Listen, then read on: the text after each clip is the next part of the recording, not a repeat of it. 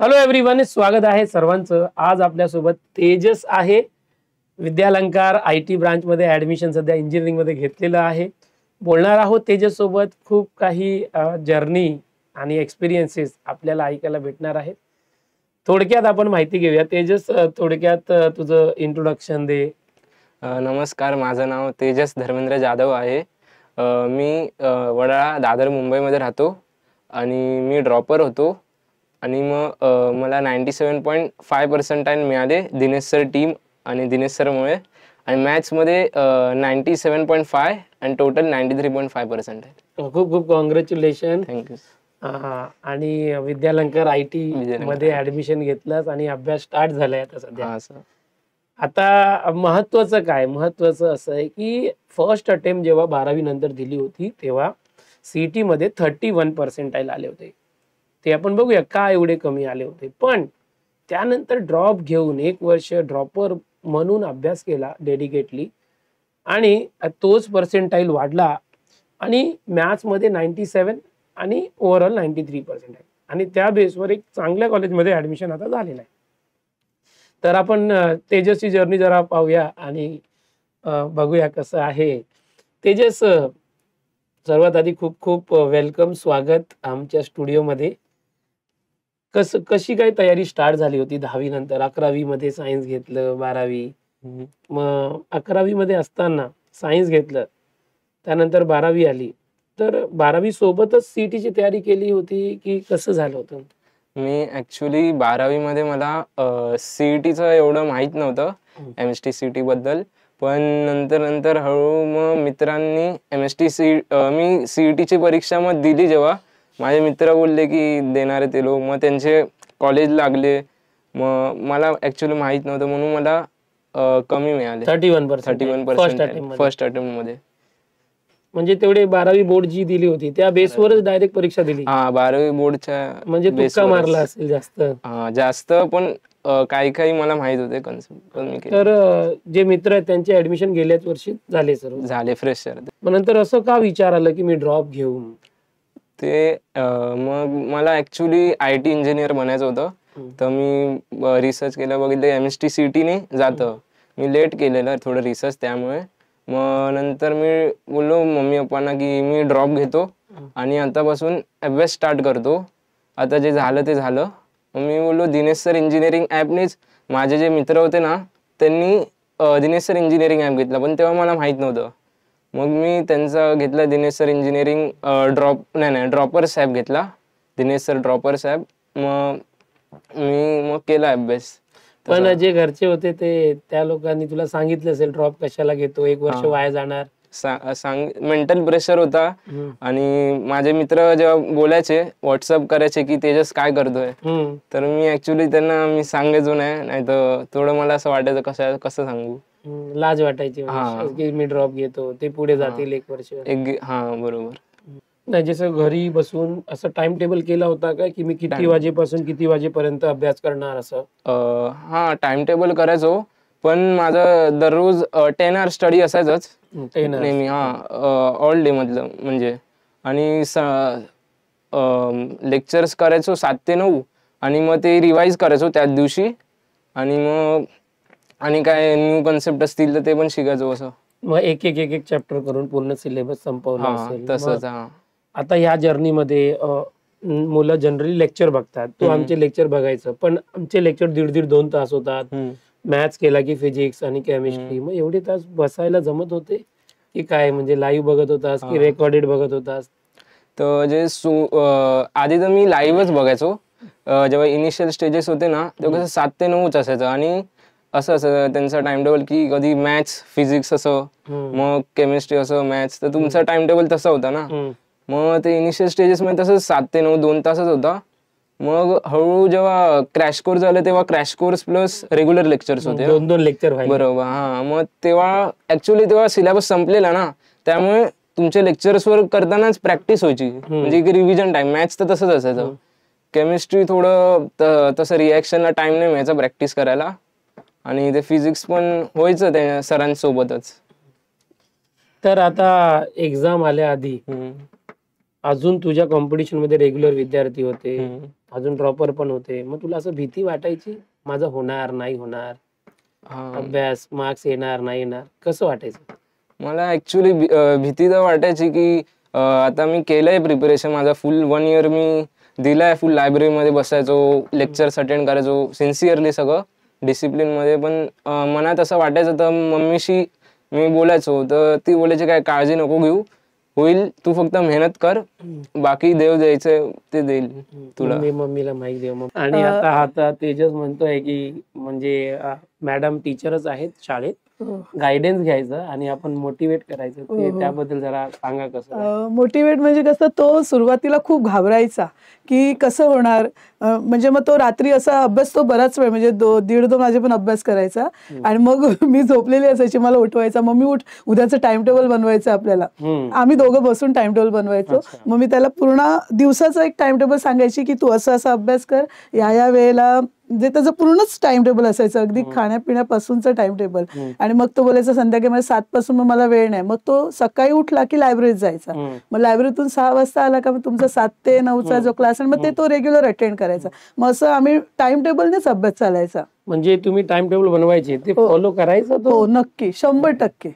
म्हणजे फॉलो करणं म्हणजे करणारच. कारण बहुतेक मुलं काय करतात, टाइम टेबल बनवतात पण ते फॉलो होत नाही, फॉलो करायचा. आणि मग मी स्कूलमध्ये असायची, टाइम टू टाइम मला फोन करून सांगायचं, मम्मी आता मी हे घेतलंय, मग आता हे माझा ना एवढा वेळ गेला, काय करू, बरं करते, एक्स्ट्रा कर.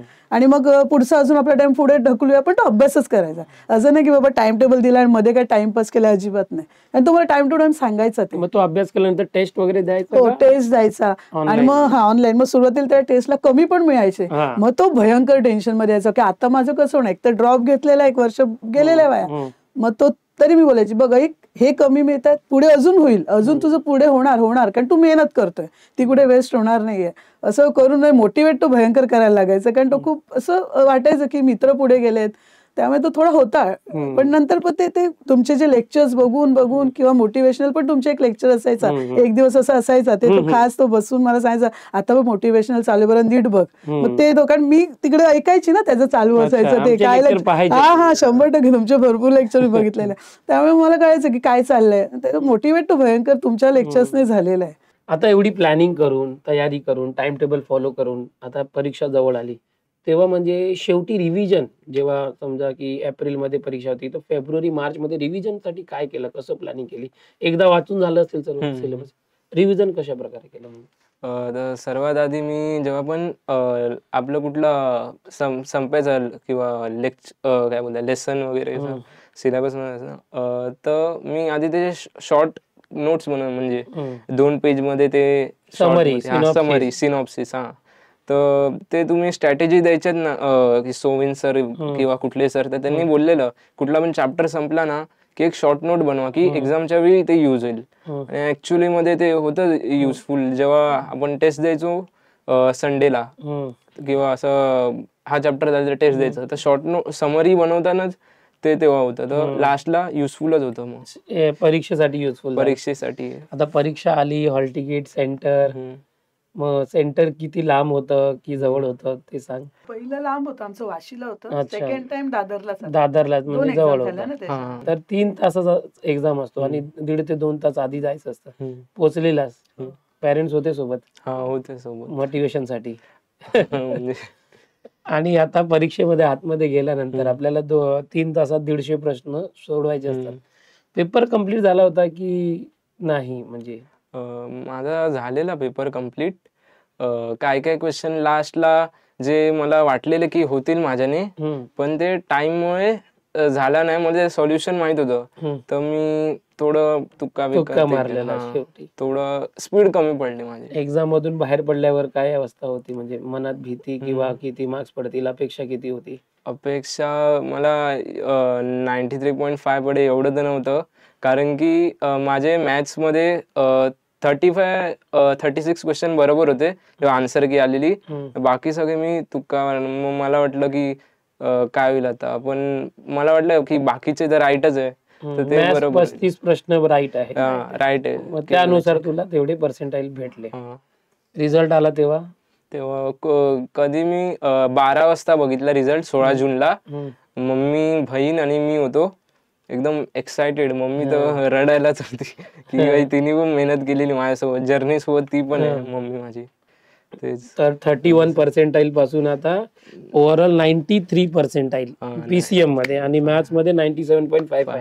खूप मोठा जंप आहे 31 पासून 93 पर्सेंटाईल.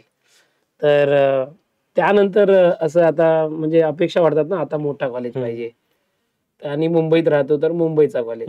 तर सर्वात फर्स्ट कॅप राऊंड मध्येच हे कॉलेज भेटलं की कुठलं कॉलेज भेटलं? फर्स्ट कॅप राऊंड मध्ये मला RGIT लागलेलं, राजीव गांधी अंधेरीला आहे.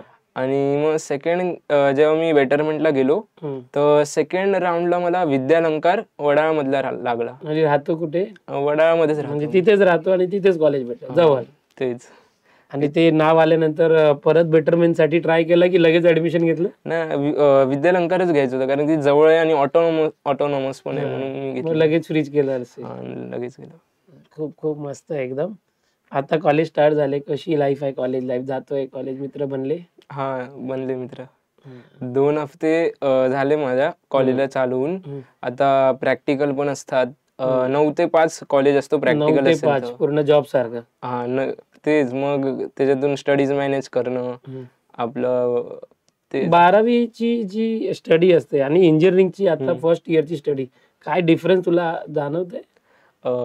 ऍक्च्युली 12वीची स्टडी आणि बोलू MHT CT आपली MCQ टाईप, ते आपल्याला डिफिकल्ट असतं इन इंजिनिअरिंग पेक्षा. कारण मी आता कसं 2च हफ्ते झाले तर मला इंजिनिअरिंगचं माहित नाही एवढं असेल मे बी सिलेबस, पण तरी मला तरी वाटतं की तेच जास्त हार्ड होतं. म्हणजे आपल्याला तेव्हाच मेहनत करायची आहे आणि नंतर ते 4 वर्ष ते तुम्ही करा एक्सिलेंट किंवा नाही, पण आपल्याला 7 to 8 पॉइंटर्सच पाहिजे. मग मेन मेहनत आपली फक्त 12वी आणि MHT CT मध्येच असावी की मग मिळेल आपल्याला चांगला कॉलेज मिळेल आणि जवळचा कॉलेज मिळेल की आपला टाइम वाचेल अभ्यासासाठी. त्यासाठी तुम्ही अभ्यास करा की जवळ कॉलेज मिळेल, किंवा लांब लागलं तर मग आपल्यालाच प्रॉब्लेम होणार. इंजिनिअरिंगचा अभ्यास कसा सांभाळणार ते सगळं. ट्रॅव्हलिंग मध्ये टाइम जाईल. ट्रॅव्हलिंग मध्ये इंजिनिअरिंगचा हाय अभ्यास. सीटी साठी पुस्तक वगैरे कुठली वापरली होती? ब्रह्मास्त्र घेतली की मग त्याचे PYQ मिळतील.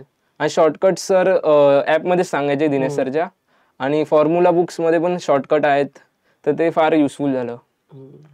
चांगलं. टेस्ट वगैरे द्यायचं? हा, टेस्ट ऍप मध्ये टेस्ट असतातच. प्रत्येक चॅप्टरचे 5-5 टेस्ट आणि वेगळा टेस्टचा कोर्स पण होता तुमच्याकडे, तर तेही दिले. खूप चांगलं. पप्पांशी बोलूया आता, माहिती गेला. तेजसचे पप्पा आहेत. खूप खूप स्वागत आहे आपलं आपल्या स्टुडिओमध्ये. आपल्याला कसं वाटलं रिझल्ट? वाटलंय. कसं वाटलं रिझल्ट आल्यानंतर? आपण बघितलं की तेजसचं म्हणजे एवढं जम्प झालं 31 पर्सेंटाईल पासून 93.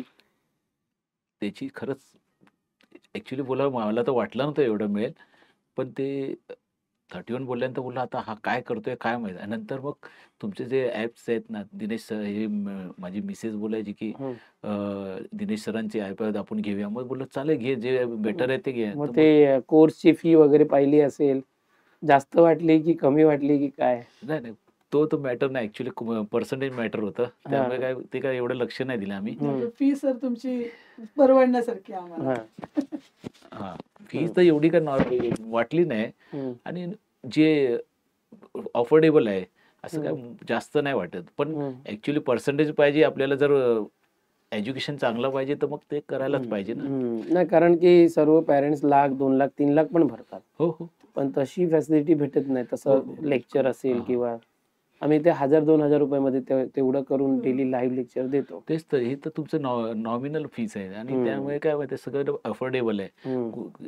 म्हणजे कमीत कमी ज्याला कमवू शकतात त्यांना पण ते परवडणार आहे. त्यामुळे काय, एक तुमची जी सेवा आहे ही ही काय तुम्ही एक सेवा करता. स्टार्टिंगला जेव्हा तेजस म्हणलं असेल की मला ऑनलाईन कोर्स घ्यायचा आहे, मग आपल्याला असं वाटलं असेल की हे फ्रॉड असेल किंवा ऑनलाईन आहे तर पैसे नाही, जातील? 10वी पासून तुमचं बघतोय ना, 10वी 12वी, त्यामुळे काही प्रश्नच निर्माण होत भरोसा नाही. होता. हा, आम्हाला तर बरोबर की आपलं दिनेश सरांचं आहे म्हणजे ओके आहे असं आम्ही बघायचो ना की किती तुम्ही एफर्ट घेताय. आणि ते खरंच एक गुड अचिव्हमेंट, म्हणजे चांगलं वाटायचं म्हणायला पण की बाबा गुड सर, किती ह्यानी पोट तिडकीने उघडतायत आणि परत जोक्स बिक्स पण याच्या लेक्चरमध्ये मारतात. त्यामुळे मुलांना काही कंटाळा येत नाही असं, आणि 1-2 तास तर इझिली ते लोक अटेंड करतात. त्यामुळे चांगली गोष्ट आहे. याचे लेक्चर पाहायचे आपण. हा बसायचा ऍक्च्युली मी डिस्टर्ब नको म्हणून मी बाजू आमच्या जवळ मोठा नाही रूम, त्यामुळे आम्हाला कळायचं की हा चालला अटेंड केला चालेल. कधी असं वाटलं की हा दुसऱ्या सोशल मीडियावर इंस्टाग्राम वगैरे जातोय? नाही नाही, तसं तो वाटत नाही. वाटायचं थोडा असं तो गेम बिम खेळायचा, पण मोस्टली त्याला पासच व्हायचंय ना, म्हणून तो अभ्यास करायचा. आणि मग तुमच्या दिनेश सरांचा लेक्चर असं बोलायचं आणि आम्हाला सायलेंट करायचं. म्हणलं ठीक आहे, आता अभ्यास करतो तर आम्ही कशाला डिस्टर्ब करायचं. आता ऍडमिशन झालंय, आता कसं वाटलं ऍडमिशन झाल्यानंतर? फार छान झालं. म्हणजे जी गोष्ट अगोदर त्याला 31 मिळाल्या, त्यामुळे आता ह्याला काय कुठे आता मला लांब न्यावं लागेल आता, आणि मग परत ट्रॅव्हलिंगचं डोक्याला रोज त्रास राहणार की हा कसा जातोय येतोय असं. पण आता हे जवळ असल्यामुळे काय आता थोडा रिलॅक्स झालो आम्ही सुद्धा. आणि हे तर तुमच्या दिनेश सर तुमच्यामुळे सगळं शक्य झालंय. धन्यवाद, थँक्यू फॉर दॅट.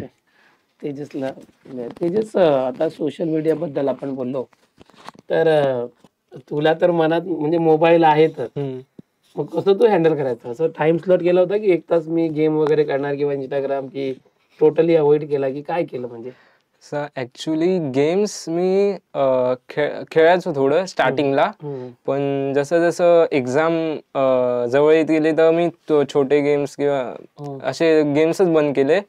आणि इंस्टाग्राम, स्नॅपचॅट ते फक्त एवढं मी करायचो नाही, कारण की मी स्टार्टिंगला जेव्हा मी होतो तेव्हा मी बोलायचो की काय नाही, इन्स्टा रील्स करूया, आता स्टार्टिंगचेच आहे इनिशियल स्टेज.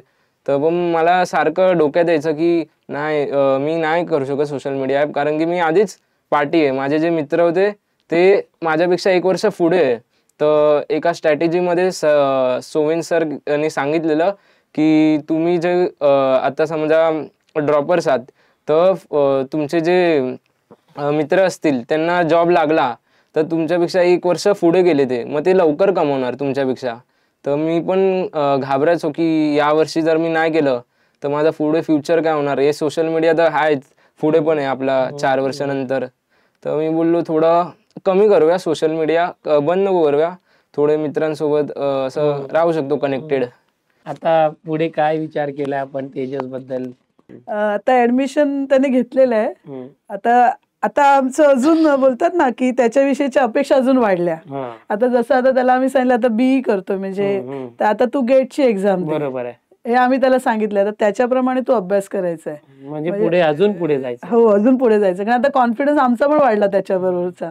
कारण जेव्हा 31 मिळालं तेव्हा जसं म्हणाले मिस्टर, तसे मी पण खूप टेन्शन मध्ये आलेली की बाबा एवढं कमी काढलं. 12वीचा त्याने अभ्यास चांगला केला म्हणजे त्याच्या याच्याप्रमाणे, पण नंतर बरं असं एवढं कमी. बरं आता तेजस नाही बाबा, आता आपलं स्वप्न मोठं आहे, तुला अभ्यास करावाच लागेल. तर आता त्यानं तेही माझं स्वप्न म्हणजे आमचं स्वप्न पूर्ण केलेलं आहे. तर अजून आता आमची अपेक्षा वाढलेल्या आहेत त्याच्याकडून. आता तेजस सारखेच खूप विद्यार्थी आहेत आपल्या महाराष्ट्रात, ते आता ज्युनियर आहेत, ते 12वीला असतील किंवा आता ड्रॉपर असतील, त्यांना आणि त्यांच्या पालकांना आपण काय म्हणजे मेसेज द्याल इथे? मी पालकांना एवढंच सांगू इच्छिते की तुम्ही तुमच्या मुलांना मोटिवेट करा. कदाचित त्यांची स्टेप चुकली असेल, जसं आता तेजसने त्यावेळेला माहिती नव्हतं, अभ्यास केला नाही, कमी पर्सेंटाईल मिळालं, पण आम्ही त्याला मागे खेचलं नाही. आम्ही दोघांनी त्याला सपोर्ट केला की तू बिंदास अभ्यास कर, तू 1 वर्ष ड्रॉप घे, आम्ही तुला पूर्ण सपोर्ट करू. आम्ही पूर्ण दोघांनी त्याला पूर्ण, बहिणीने पण सपोर्ट केला, मी सपोर्ट केला, मिस्टरांनी सपोर्ट. आणि त्याला जेव्हा पण तो टेन्शनमध्ये यायचा आम्ही दोघं त्याला समजवायचो, आणि त्याच्यामुळे तो मोटिवेट होत राहिला. आम्ही जेव्हा पण त्याला कुठला कोर्स घ्यायचा तो बोलायचा दिनेश सरांचा हा कोर्स आलेला आहे, हा बाबा घे, तू काय लागतील पैसे आम्ही देऊ, पण तू अभ्यास कर, त्यातून बाहेर येऊ नको. पालकांना मी एवढंच सांगेन की मुलांना मोटिवेट करा, मुलांना पुढे जायचं असेल तर त्यांना सपोर्ट करा. आणि आपण जसं काही पॅरेंट्स घाबरतात, ऑनलाईन कोर्स घेतला फ्रॉड होईल, शिकवणार की नाही, अर्धवट सोडून गेले, त्याबद्दल आपला काय अनुभव आहे? मी म्हणेन की दिनेश सरांचा कोर्स घेतल्यानंतर निर्धास्त राहा, कारण सर म्हणजे perfect person, perfect teacher, perfect guide करणारी व्यक्ती, आणि त्यांची पूर्ण जी टीम आहे ती बेस्ट आहे. मी एक टीचर आहे आणि मी म्हणते की सरांची जी टीम आहे ती बेस्ट टीम आहे.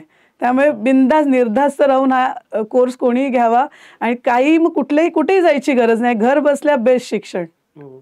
खूप खूप धन्यवाद, आभार. आपण स्टुडिओमध्ये आलात. थँक्यू. आणि तेजसच्या भावी म्हणजे भविष्यासाठी आमच्या दिनेश टीम कडून खूप खूप अपेक्षा आहे, आणि ते ड्रीम पूर्ण व्हावे हीच इच्छा आहे. धन्यवाद. Thank you sir.